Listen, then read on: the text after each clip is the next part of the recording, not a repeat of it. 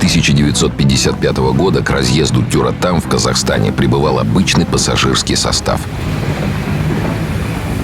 Поезда, идущие в Ташкент, останавливались здесь всего на 2 минуты.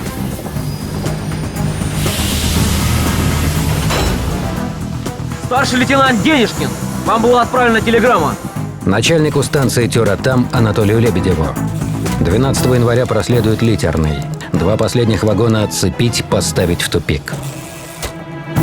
На вопрос начальника станции «А что строить будете?», лейтенант ответил: Стадион. Взвод Денежкина готовил железнодорожные пути для приема вагонов со стройматериалами. Мерзлый грунт долбили ломами и кирками.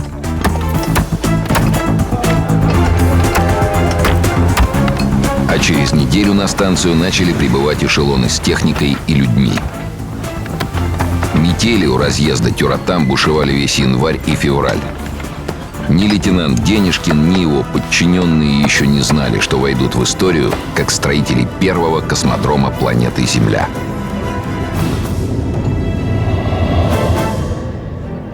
Ключ на старт. Есть старт. Протяжка 1. Продувка. Ключ задрена. Медленно. Замыкание.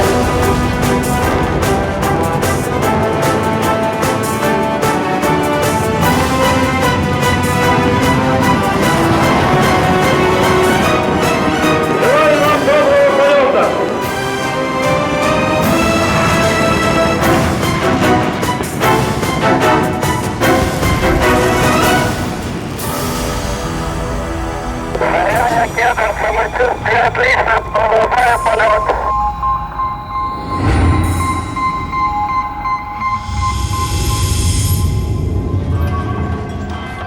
Летом 1933 года жители дома номер 19 на Садово-Спасской улице вздрогнули от взрыва, который прогремел в подвале здания. Я сказал! Тихо! Отступите! Нельзя! Я сказал! Разойдитесь! Тихо, товарищи! Тихо, успокойтесь! Тихо! Что у вас тут такое? Это Герт. Разгромленный подвал являлся режимным объектом. Вход сюда строго воспрещен. Московская группа изучения реактивного движения, или сокращенно МосГИРТ, уже 2 года занималась созданием ракет и ракетопланов, способных преодолеть первую космическую скорость. Товарищи, все хорошо, разберемся, успокойтесь, все хорошо. Первую космическую скорость описал еще Исаак Ньютон, проведя мысленный эксперимент. Представьте себе очень высокую гору, пик которой находится за пределами атмосферы. Вообразите пушку, установленную на самой ее вершине и стреляющую горизонтально.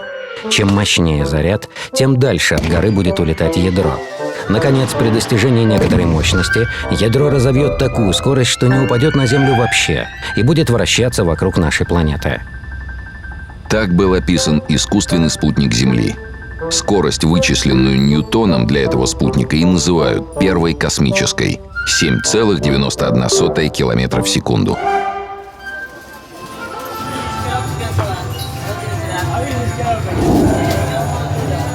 Возможно, идея Ньютона вдохновила Жюля Верна на написание новой книги. В романе «С Земли на Луну прямым путем за 97 часов 20 минут» Верн описал гигантскую пушку. Ее ствол длиной 274 метра и диаметром 3 метра располагался в подземной шахте.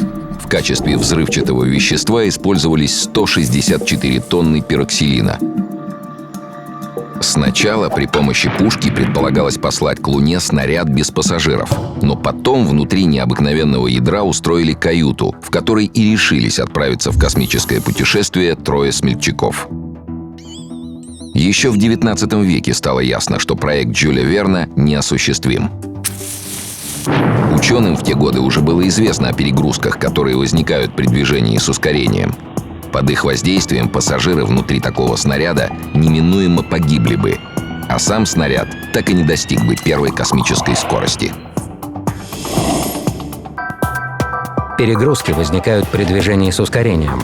Чем быстрее машина набирает скорость, тем выше сила инерции, действующая на сидящего в автомобиле человека. Пассажир самолета при взлете испытывает перегрузку в 1,5 единицы. Перегрузка в 10 единиц для неподготовленного человека смертельна. Что касается снаряда Жюля Верна, то его скорость мгновенно возрастает до 16 км в секунду. Такое ускорение в 60 тысяч раз больше ускорения земного тяготения. А это значит, что вес пассажиров станет во столько же раз больше их собственного веса, то есть 3-4 тысячи тонн. Эта сила раздавила бы путешественников мгновенно. И все же проект Жюля Верна сыграл свою роль. К его анализу подключились ученые и инженеры. Указывая на ошибки, они предлагали реальные решения. Среди предлагаемых вариантов наиболее популярными стали проекты ракет. Оставалась лишь одна проблема. Никто не мог доказать, что создание такой ракеты вообще возможно. Весенним днем почтальон подошел к дому номер 16 на Георгиевской улице, который снимала семья местного учителя. Этот человек слыл в Калуге чудаком из-за своих странных идей. Константин Эдуардович дома? Да. Вот, книжечка пришла с изного. Книга Александра Федорова называлась «Новый способ воздухоплавания, исключающий воздух как опорную среду». Получателем брошюры значился Константин Циолковский. Циолковский Константин Эдуардович. Выходец из польской дворянской семьи. В возрасте 9 лет заболел скарлатиной и потерял слух. Это сказалось на развитии ребенка, и он был отчислен из гимназии за неуспеваемость. Занялся самообразованием и еще в юности увлекся воздухоплаванием. Циолковский с интересом прочитал книгу Федорова. Автор излагал принцип действия ракетолета, имеющего несколько двигателей. Одни служили для подъема, другие — для движения в горизонтальном направлении. Третьи выполняли роль реактивных рулей. Каждый двигатель состоял из генератора, газа и трубы. Газ из трубы вырывался наружу, создавая реактивную тягу, и толкал ракетолет вверх. Во времена Циолковского не было четкого представления о сути реактивного движения. Хотя этот принцип существовал и существует в природе. Так, самый крупный беспозвоночный обитатель океанских глубин – кальмар передвигается именно по этому принципу. Он вбирает в себя воду, а затем с огромной силой выталкивает ее через особое отверстие – воронку, и двигается в сторону, противоположную отбрасываемой воде, со скоростью около 70 км в час. Также и ракета проталкивает через сопло газы, образующиеся при сгорании топлива, чтобы лететь в противоположную сторону. В своей работе Федоров не приводил никаких расчетов. Циолковский размышлял, рисовал ракету, которой не существовало. Он мысленно заправлял ее топливом. Он видел пламя, рвущееся из ее сопла. Ракета преодолевает силу тяготения и, сжигая топливо, развивает скорость. Топливо сгорает. Ракета становится легче. Какова зависимость между скоростью газов, вырывающихся из камеры сгорания, скоростью ракеты, ее массой и массой ее топлива? В далекой Калуге глухой школьный учитель без высшего образования закладывал фундамент космонавтики. И вот среди вычислений, рисунков и чертежей была записана формула, которая и сегодня используется при проектировании ракет и по праву носит имя Циолковского. Именно эта формула доказала, что полеты к другим планетам возможны. Благодаря ей стало ясно и другое. Космос покорят только ракеты на жидком топливе. Принцип действия реактивного двигателя прост. Из одной емкости в камеру сгорания поступает горючее – жидкий водород, бензин или спирт. Из другой – окислитель – жидкий кислород, обеспечивающий горение.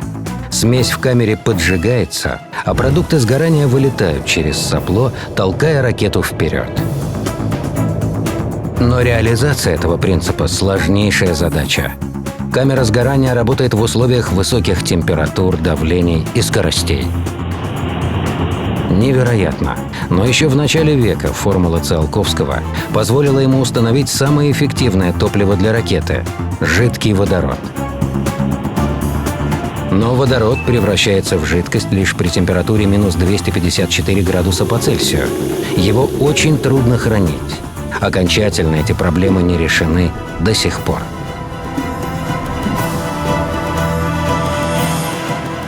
Многие слышали о существовании ядерного клуба, куда входят страны, имеющие ядерное оружие.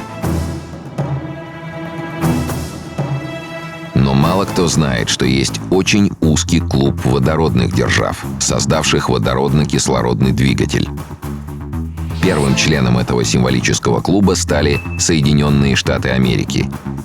На водороде американцы летали к Луне и использовали его как топливо в системе Space Shuttle. Вслед за американцами в клуб вступили европейцы, затем китайцы и японцы. В середине 80-х годов его членом стал Советский Союз с ракетой «Энергия». В декабре 1921 года рижский инженер Фридрих Цандер делал доклад на первой губернской конференции изобретателей. В это трудное для страны время я все же возьму на себя смелость представить проект нового корабля-ракетоплана. Цандер занимался авиационными двигателями, но на конференции представил фантастический проект корабля для полета на Марс. Цандер Фридрих Артурович. Еще в школе ознакомился с работой Циолковского «Исследование мировых пространств реактивными приборами». Во время учебы в Рижском политехническом институте рассчитал траекторию полета межпланетной ракеты. Один из создателей первой советской ракеты на жидком топливе. Страна находилась в разрухе, вызванной гражданской войной. Не хватало материалов и продовольствия. Но доклад Цандера так заинтересовал всех, что руководство авиазавода решило дать конструктору годичный отпуск с сохранением зарплаты, чтобы он мог довести свой проект до конца и изготовить модель. Первая задача, которая стояла перед инженером, это создание реактивного двигателя на жидком топливе. Прототип он нашел на заводе имени Матвеева в Ленинграде. Это была самая обычная паяльная лампа.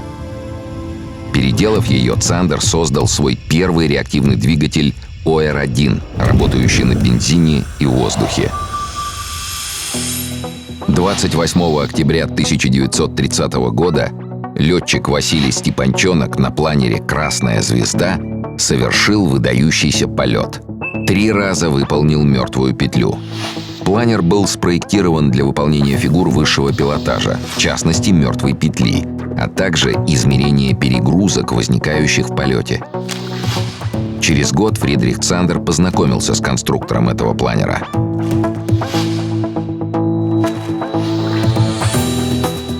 Летательный аппарат был нужен Цандеру для необычного эксперимента. Молодого конструктора планера, этого коренастого юношу, казалось, Цандеру послала сама судьба. Именно ему предстояло сыграть решающую роль в освоении космоса. Звали его Сергей Королев. И было ему 24 года. Но очень много проблем. Нужна техника, нужны специалисты. Королев Сергей Павлович. Окончил Московское высшее техническое училище и одновременно школу планеристов. Занимался конструированием планеров.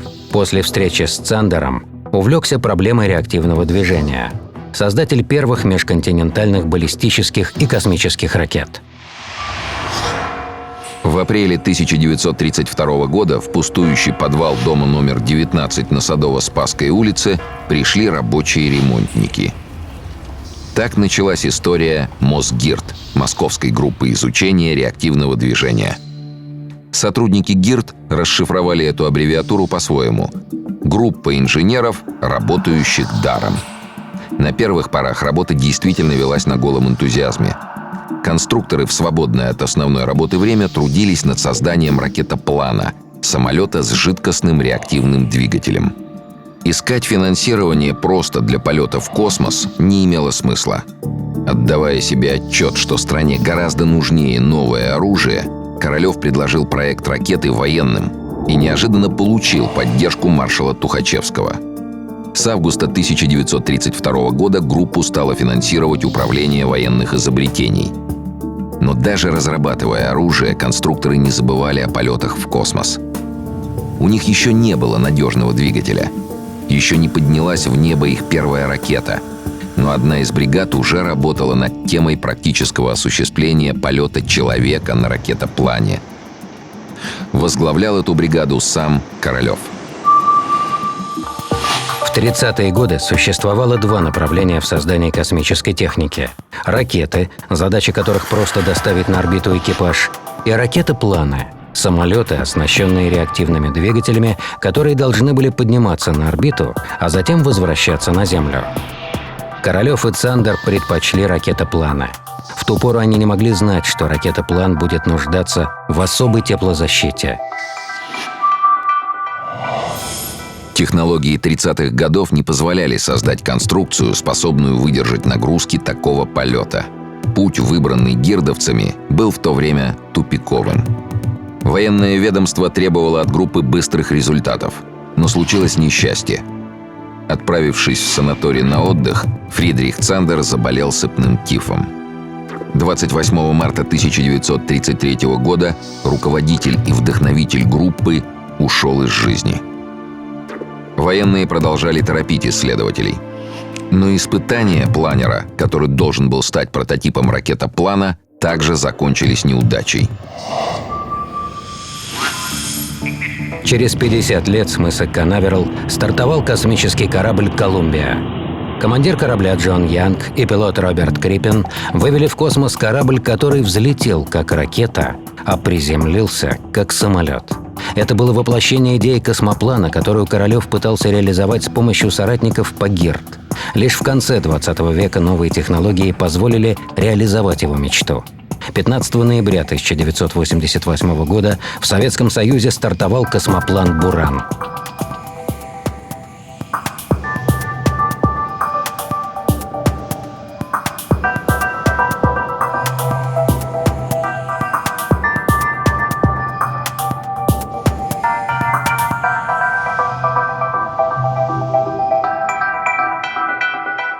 В 1933 году в небо поднялась первая советская ракета на жидком топливе.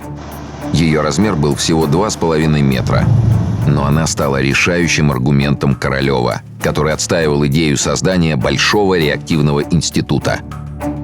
Одним из главных его проектов должна была стать ракета, на которой в космос мог бы полететь человек. Однако реактивный научно-исследовательский институт возглавил кадровый офицер Иван Клейменов. Королёва назначили лишь его заместителем. И это спасло Сергею Павловичу жизнь. Королёв Сергей Павлович? Да. Вы арестованы.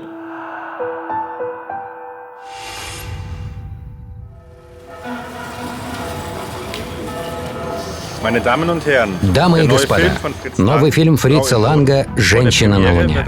Перед премьерой состоится историческое событие. Главный научный консультант, знаменитый Герман Оберт, запустит ракету на высоту 70 километров. Рекламщики киностудии «Уфа» сильно преувеличили возможности Оберта. Согласно расчетам, проектируемая ракета не смогла бы подняться выше 40 километров. В остальном они не обманули. Герман Оберт действительно консультировал фильм и действительно собирался запустить ракету. Кинорежиссер Фриц Ланг пригласил Оберта стать консультантом фильма «Женщина на Луне».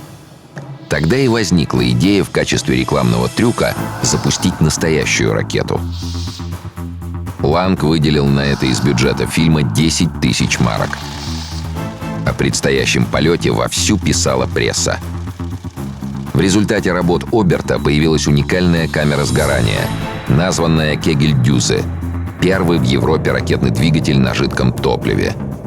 Оставалось лишь испытать ракету в аэродинамической трубе. Но денег на это не было, и Оберт решил упростить задачу. Чтобы проверить стабильность полета ракеты, он нашел подходящую фабричную трубу и с нее сбросил макет ракеты. Специально нанятые фотографы засняли этот полет на пленку, а затем просто перевернули изображение, превратив таким образом падающую ракету во взлетающую, и с радостью сообщили о первом старте ракеты Оберта. Оберт Герман Юлиус, основоположник теоретической космонавтики. В 15 лет самостоятельно вывел формулу Циолковского. Разработал первый проект ракеты с жидкостным двигателем. Сконструировал первую ракету на жидком топливе, схема которой используется до сих пор. Однажды Оберт получил письмо от почитателя. Школьник из престижного интерната под Веймаром писал: «Я знаю, что вы верите в будущее ракет. Я тоже в них верю, и поэтому позволяю себе направить в качестве приложения к письму свое небольшое исследование на эту тему». Изучив присланный материал, Оберт ответил: Продолжайте в том же духе, молодой человек. Если вы сохраните свой интерес и в будущем, то из вас будет толк. Свой ответ Оберт адресовал юноше по имени Вернер фон Браун. Вернер фон Браун. Барон, сын крупного политического и финансового деятеля. В юные годы состоял на учете в полиции за хулиганские выходки. В корне поменял отношение к жизни после знакомства с трудами Оберта. Занялся изучением точных наук. Руководитель ракетной программы фашистской Германии, а впоследствии и американской космической программы. Секретно. Берлин, 1 мая 1937 года. Назначить Вернера фон Брауна техническим директором Центра развития ракет Пенемюнде-Восток. Подпись: генерал-полковник Вернер фон Фрич. В 1936 году на острове Узедом в Балтийском море развернулось масштабное строительство. Возводились капитальные здания и дощатые бараки. Прокладывались шоссейные и железные дороги. Укладывались плиты взлетно-посадочной полосы. Рядом с рыбацким поселком Пенемюнде возводился ракетный центр. Самое передовое и самое страшное оружие Гитлера создавал 25-летний Вернер фон Браун, мечтающий о полетах в космос. Секретно. Берлин, 1 мая 1940 года. Присвоить барону Вернеру фон Брауну, члену СС с 1933 года, члену НСДАП с 1937 года, звание штурмбанфюрера СС. Подпись: рейхсфюрер СС Генрих Гиммлер. Летом 1942 года инженеры Пенемюнде изготовили первые образцы большой ракеты. Ракета А-4 более известна как Фау-2 или ракета Гитлера. Общая длина 14,3 метра. Стартовый вес 12,7 тонн. Максимальная скорость полета 6120 км в час. Дальность 320 км. Боевая часть вмещала до 800 кг взрывчатки.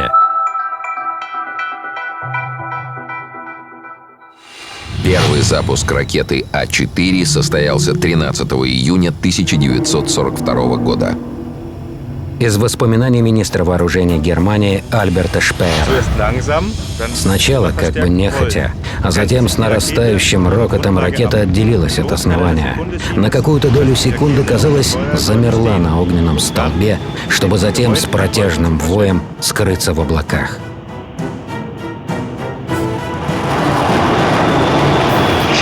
Чтобы узнать максимальную высоту, на которую может подняться ракета, фон Браун решил запустить ее вертикально вверх. И вот еще что. Фон Браун просил нарисовать на ней вот это.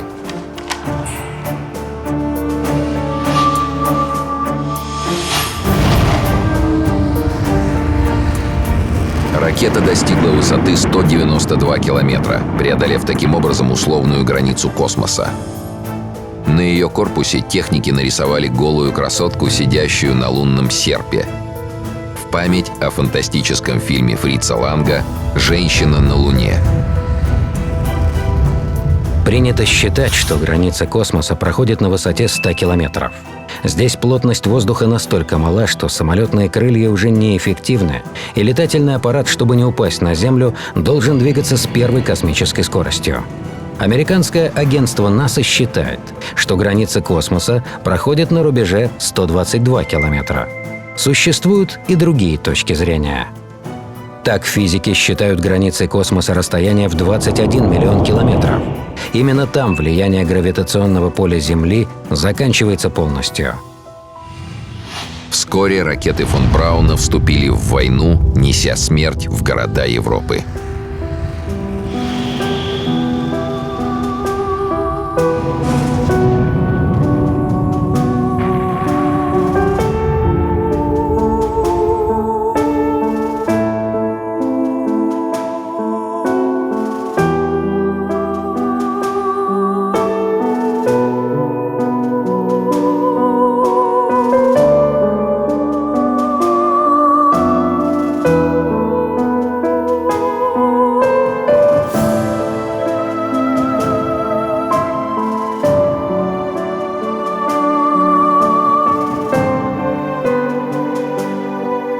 Ракетные удары продолжались 8 месяцев.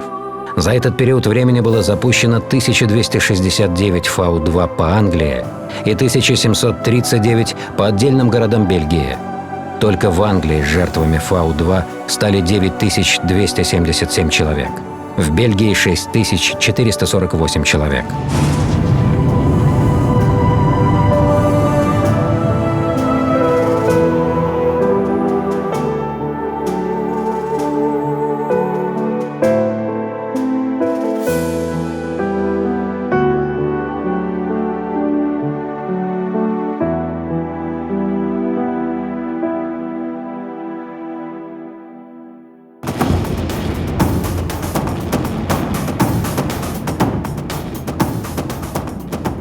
В конце января 1945 года, в связи со стремительным наступлением советских войск, руководство ракетного центра Пенемюнде получило приказ эвакуироваться. 3000 автомашин и прицепов под охраной эсэсовцев двинулись на юг Германии. Десятки специалистов, документация, образцы ракетного оружия вывозили все, что можно было вывести. Вернер фон Браун сдался американцам. США начали настоящую охоту на немецких ракетчиков. Эту операцию назвали «Paperclip» — «скрепка». В Саксонии и Тюрингии, которые должны были отойти к советской зоне оккупации, издавались приказы, адресованные немецким ученым. По приказу военного правительства вы обязаны вместе с семьей и багажом явиться завтра на городскую площадь в город Биттерфельд. Нужно взять легкие вещи, документы и драгоценности. Вас отвезут на автомобиле на ближайшую железнодорожную станцию. Оттуда вы отправитесь в путешествие на запад. Американцы вывезли 1800 ученых и техников, а также 3700 членов их семей. В центрах допросов они проводили порой несколько месяцев. История ракетной программы Третьего Рейха завершилась. Теперь в ракетную гонку вступала и Америка.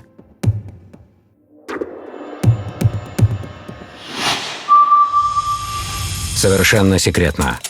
Постановление Государственного комитета обороны от 8 июля 1945 года о сборе и вывозе материалов, образцов и технической документации по немецким реактивным снарядам и реактивному вооружению.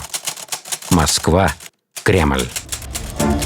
Главное здание Московского научно-исследовательского института номер 1 было оцеплено. Охрана сопровождала груз. Из Германии прибыли первые образцы немецкой ракетной техники, которые предстояло изучить советским инженерам. В Советский Союз прибыли и 150 немецких ученых, которые в дальнейшем помогали при экспериментальных запусках Фау-2. Это были в основном специалисты по электротехнике, и они не могли помочь в создании тяжелой ракеты. В конце 1952 года, до начала работ над спутником и ракетой Р-7, все они возвратились на родину. К концу войны Советский Союз значительно отставал в области ракетостроения. В 1937 году был арестован и расстрелян маршал Тухачевский. Вскоре арестовали и расстреляли руководителей реактивного научно-исследовательского института. Сергея Королева приговорили к 10 годам лишения свободы и отправили на Колыму. Работы над ракетами и ракетопланами прекратились. Но появление Фау-2 заставило руководство СССР задуматься. Об интересе англичан и американцев к ракетам свидетельствовали данные разведки.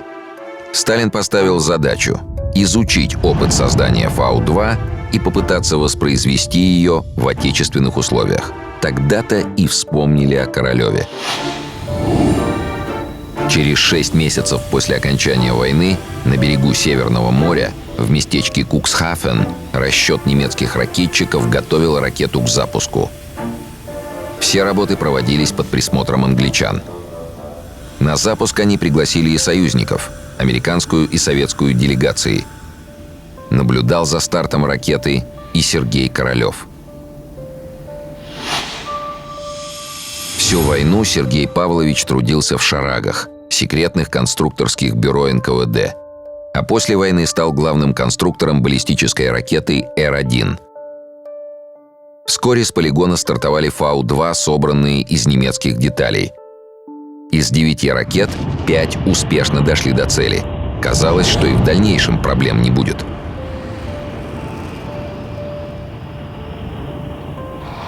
Советская ракета Р-1 была точной копией Фау-2, но изготавливалась из советских материалов. Для ее испытаний был создан ракетный полигон в районе села Капустин-Яр на северо-западе Астраханской области. Но первый же старт ракеты, собранной из советских деталей, закончился неудачей.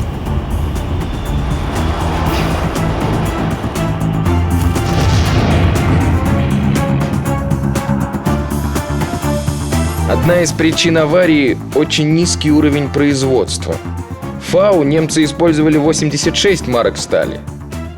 Все, что есть у нас – 32 вида. Из 59 сплавов цветных металлов советская промышленность смогла заменить только 21. Необходимо было 87 видов резин и пластмасс, а советские заводы выпускали лишь 48. Газовые рули ракет немцы изготавливали из графитовых материалов. Подобной технологии в СССР просто не существовало. Даже сварка камер сгорания стала проблемой. Сварочные швы получались неровными. Необходимо было создать новую для СССР область промышленности, требующую особой культуры и точности производства. Для этого нужны были и рабочие высочайшего класса. Так, вы слесарь? Да. Военный механик? Да. Хорошо. По всей стране отбирались рабочие различных специальностей для новой работы. Токари, слесари, фрезеровщики, словно крупные ученые, давали подписку о неразглашении военной тайны. Они приступали к работе, конечный результат которой им был порой неизвестен. Ракетчикам понадобился год, чтобы доработать конструкцию ракет и приборы. В 1950 году Государственная комиссия приняла ракету Р-1 на вооружение советской армии. Команда Королева доказала свое право на существование. Первые ракеты Королева послужили прототипами советских геофизических ракет, которые используются по сей день. Они позволяют метеорологам и климатологам изучать изменения атмосферы на больших высотах. Советский Союз от Арктики до Антарктиды имел 10 станций ракетного зондирования атмосферы. Ежегодно они осуществляли по 600 запусков. Сегодня работает только одна из этих станций – Волгоград в городе Знаменске Астраханской области. В последние годы с нее осуществлено 50 пусков.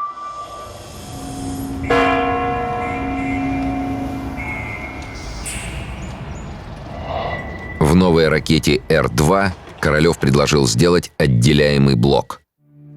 Значит, что он предлагает? Вот здесь находится атомная боеголовка. При достижении цели она отделяется и падает уже самостоятельно. Но в принципе, вместо этой боеголовки можно разместить научный модуль. И теоретически внутри этого модуля можно расположить живых существ. Отправить решили собак. Институт авиационной медицины в Москве установил стандарт. Ростом животные должны были быть не выше 35 сантиметров и не тяжелее 6 килограммов, поскольку кабина ракеты была рассчитана на очень небольшой вес. Собак тренировали выполнять команды, надевали на них комбинезоны, потому что именно в них четвероногим космонавтам предстояло совершить полет. Старт экипажа в составе Цыгана и Дезика планировался на утро 22 июля 1951 года.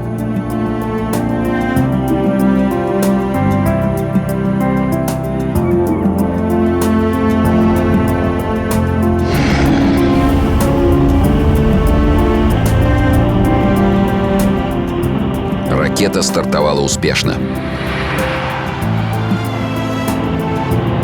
Высота 100 километров 800 метров. Головной отсек отделился от носителя. Открылись парашюты и начался спуск.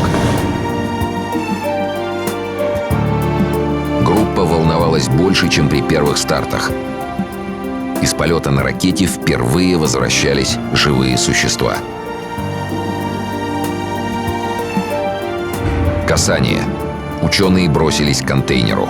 Две испуганные мордочки смотрели на собравшуюся толпу.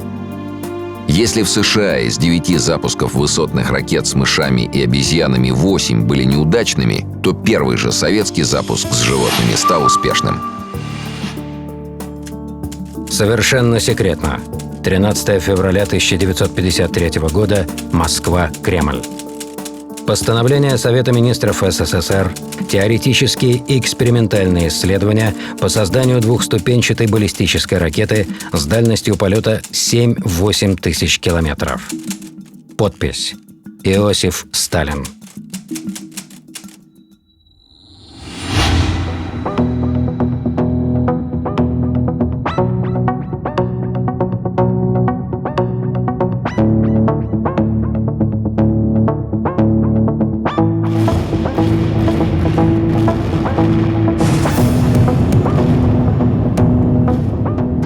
«1950 год. Обстановка в мире накалялась. Пентагон разрабатывал планы нападения на СССР с массированным применением ядерного оружия. Требовалось создать ракету с дальностью полета до 8 тысяч километров, которая гарантированно доставила бы атомную боеголовку до территории США.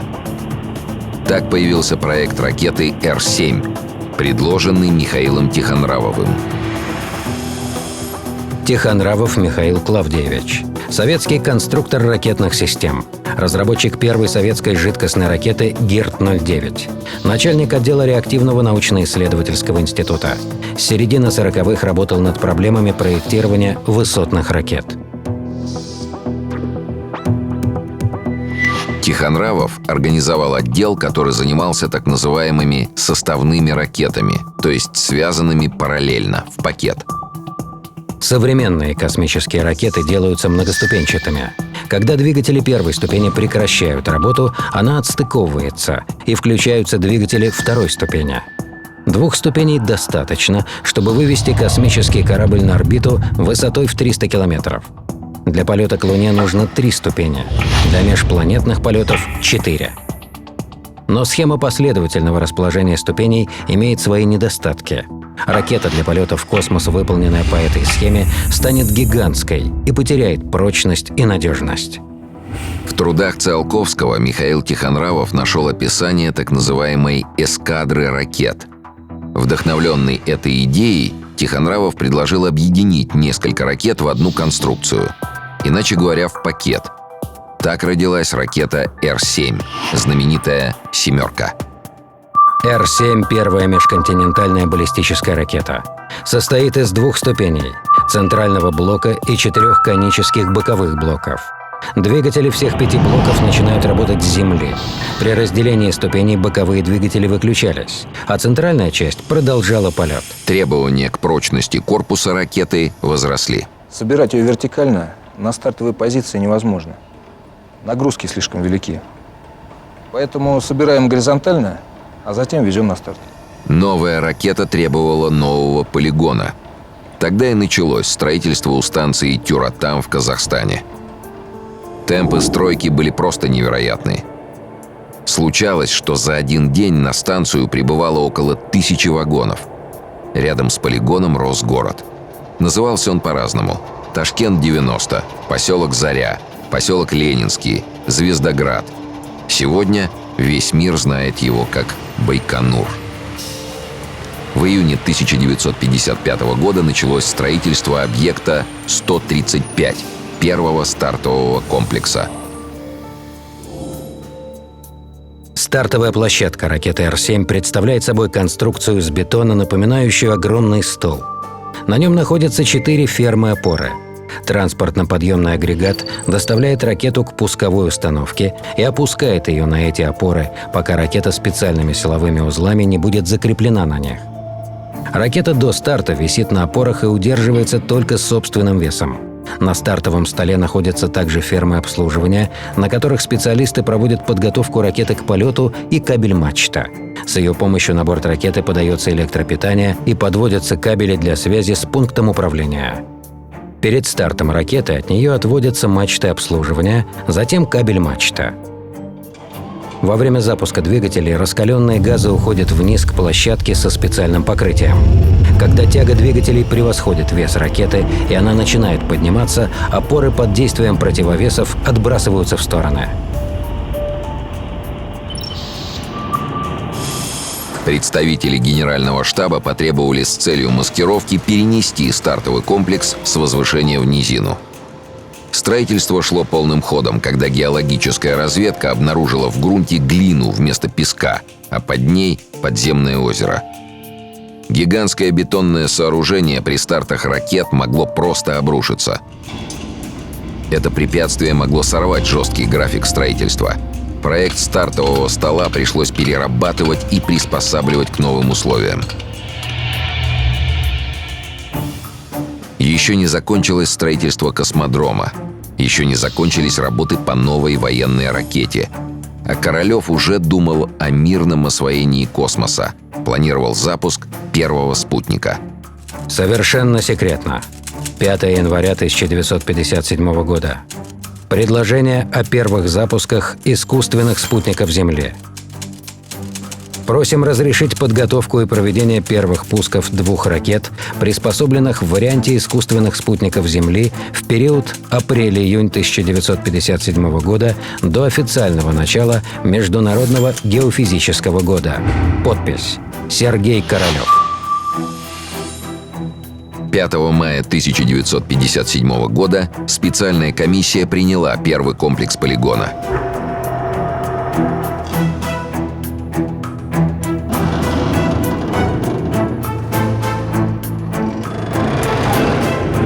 А 6 мая ракету Р-7 уже установили на стартовом столе.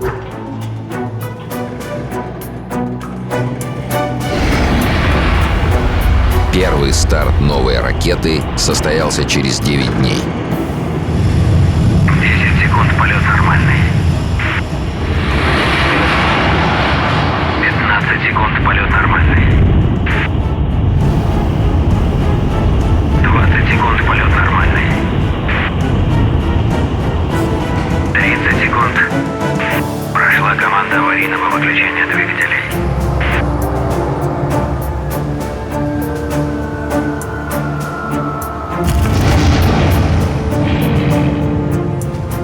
Следующий пуск провели через месяц.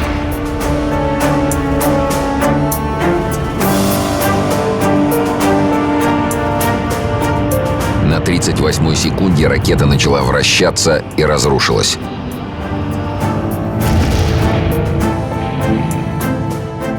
Лишь 21 августа 1957 года, спустя 3 месяца после начала испытаний, ракета преодолела расстояние в 5600 километров, доставив макет ядерной боеголовки из Казахстана до условной цели на Камчатке.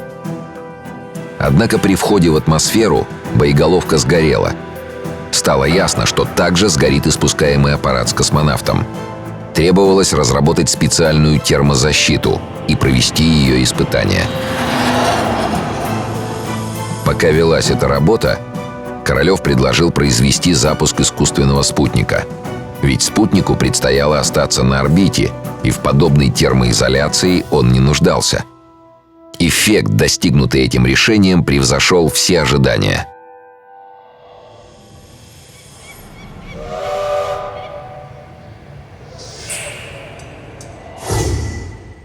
Из монтажно-испытательного корпуса полигона Тюратам вышел очередной поезд. На платформе лежала ракета Р-7 с серийным номером М1-10.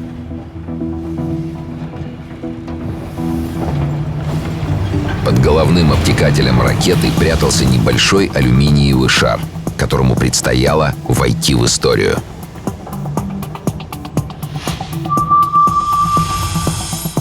Спутник ПС-1 представлял собой алюминиевый шар диаметром 580 мм. Вес со всей аппаратурой составлял 84 килограмма. 4 антенны монтировались на передней части оболочки, словно повторяя очертания обтекателя. Внутри находились 2 радиопередатчика, батареи и вспомогательное оборудование. Спутник находился под коническим обтекателем ракеты и удерживался 8 зацепами. Отделение его осуществлялось пневмотолкателем. Старт назначили на 6 октября 1957 года, но ситуация неожиданно изменилась. Стало известно, что на совещании в Вашингтоне именно на 6 октября был намечен американский доклад «Спутник над планетой».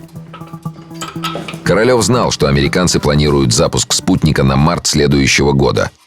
Но, может, они пересмотрели сроки?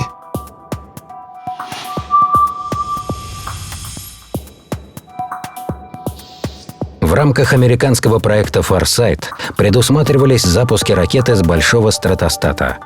Воздушный шар поднимал ракету на высоту до 27 километров. При достижении максимальной высоты ракета стартовала, устремляясь вверх через оболочку воздушного шара. Если бы в конце разгона ракету направили горизонтально, то она могла бы стать искусственным спутником Земли. 4 октября 1957 года американцы предприняли попытку запуска, но стратостат не достиг заданной высоты, и ракета сбилась с курса.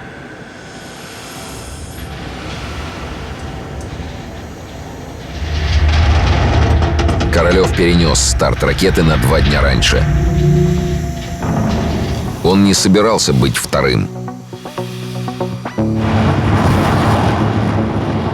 4 октября в 22 часа 28 минут по московскому времени ракета Р-7 с серийным номером М1-10 стартовала. 20 секунд, полет нормальный. 30 секунд, полет нормальный.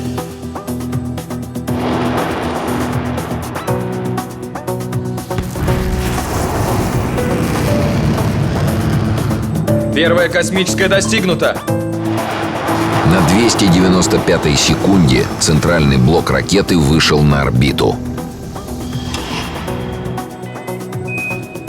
Есть отделение объекта от носителя.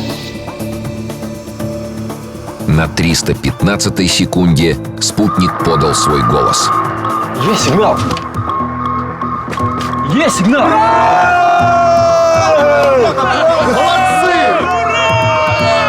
Спутник совершал первый виток, когда над миром звучало сообщение ТАСС. В результате большой напряженной работы научно-исследовательских институтов и конструкторских бюро создан первый в мире искусственный спутник Земли. Это сообщение произвело эффект разорвавшейся бомбы. Журнал «Радио» заблаговременно опубликовал подробные рекомендации по приему сигналов из космоса. И их ловили сотни ученых и радиолюбителей по всему миру.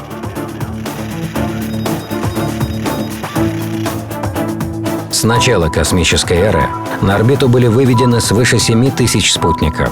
Они обеспечивают связь с удаленными районами Земли, помогают ориентироваться на местности и в океане. Спутниковыми навигаторами снабжают суда, самолеты и даже общественный транспорт. Спутники обсерватории изучают Вселенную. Метеорологические и геофизические аппараты дают возможность предсказывать погоду, следить за распространением пожаров и наводнений, составлять карты. Несмотря на то, что многие спутники отживают свой срок, падают и сгорают в атмосфере, спутниковая группировка растет год от года. По состоянию на 25 октября 2010 года на орбите находится 3535 спутников. Первый спутник находился на орбите 92 дня, совершив 1440 оборотов вокруг Земли и пролетев 60 миллионов километров. Вера в техническое превосходство США пошатнулась даже у рядовых американцев. 4 октября 1957 года пресса назвала космическим Пёрл-Харбором. Американское правительство поспешно сообщило о создании совершенной системы ПВО. Но каждые 1,5 часа над территорией США пролетал неуязвимый маленький блестящий шарик. И с этим ничего нельзя было сделать. США потерпели первое поражение в битве за космос. Президент Эйзенхауэр выступил на пресс-конференции с поздравлениями в адрес советских ученых. и пообещал, что американский спутник будет запущен до конца года. Обещание осталось невыполненным. Спутник Explorer массой в 10 раз меньше советского добрался до орбиты лишь 1 февраля 1958 года. А в это время команда Королёва уже готовилась сделать следующий шаг в открытый космос.